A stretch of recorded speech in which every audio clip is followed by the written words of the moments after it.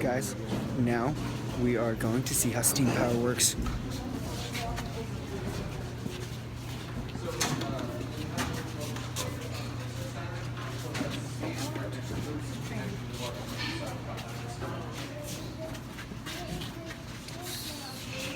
I'll explain this. All right, so we don't really deal. Did I just get grease on me? No, I'm good. All right. So we don't really deal a lot with steam power these days. Folks, you can keep moving. I'm going to pretty much use all the way from the locomotive up to the front here. We don't really deal a lot with steam power. We jump in our cars, we turn the key, we go 80 miles an hour all the way here. So the engine up here is essentially in three sections. At the very front, you have the smoke box. In the middle here, you have the boiler. This holds 800 gallons of water. In the back here, you have the firebox. The firebox is where you're going to burn whatever you're burning. In the case of the Jupiter, it's a wood burner. So the firemen will put logs in there, they'll ignite, causes smoke and heat to go through, and then there's a bunch of little pipes inside here. They're 2 inches in diameter, and they go through the boiler. You have the heat and the smoke going through those pipes, and they transfer heat to the water. It causes the water to boil. All of that pressure gets collected up here in the steam dome, this big brass piece up here, which also contains the whistle. From there, the pressure goes from the steam dome down a pipe called the dry pipe, and it goes to the front box up here. That is a slide valve.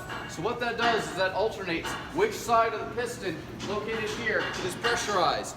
So it'll put pressure here, moves the piston, moves the arm, moves the wheels, and it'll alternate which side. So that way you can actually get momentum going forward. You could go in reverse, but the engine also has no brakes. So reverse is pretty much your only option. I'd like to introduce you to our room control program as well. This is DC, which stands for darn cat. If you look at take a look at the smokestack on the Jupiter, and just remember how large it is, and then compare it against the 119 when we get onto that side. If you follow me back here, I have a great National Park Service approved joke.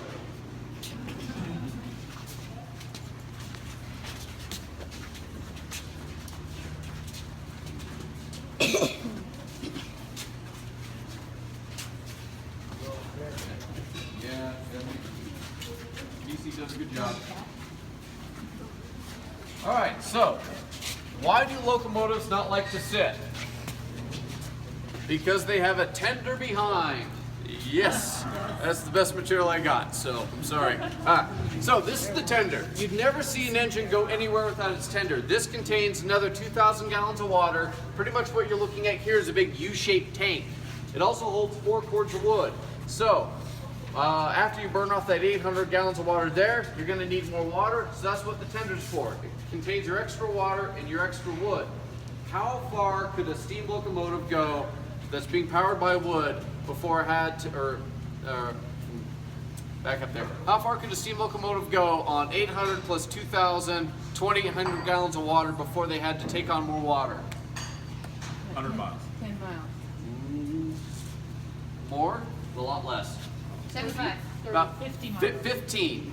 15. Yep. So 15 to 30 miles. They have to stop and get water. So if you look out to the west of here and you look at the ghost towns like Kelton, Lucin, Terrace, you notice that they're all about 10 to 12 miles apart.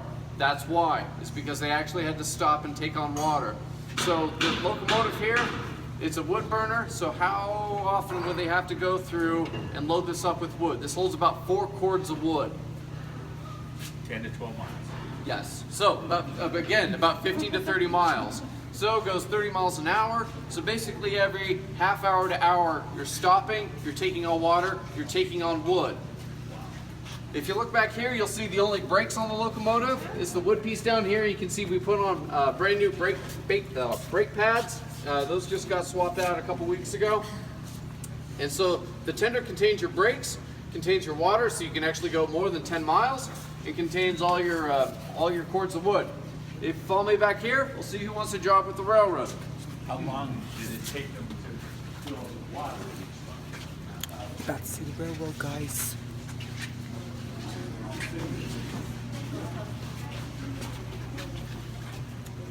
So we don't actually have any trains here. We have locomotives, we have engines, but trains actually would necessitate you having cars. So we don't have cars here. All right, so You got a couple jobs at the railroad. You got the guys who build the grade. In the case of the Central Pacific, that's going to be mostly Chinese laborers. They had 10 to 12,000 of them. You have guys that lay the rail, which is going to be mostly Irish in the case of the Central Pacific. Then you have the glamorous job of the engineer, who actually operates the boiler. And then you have the fireman who actually puts Show the y'all more fuel information in later. the firebox.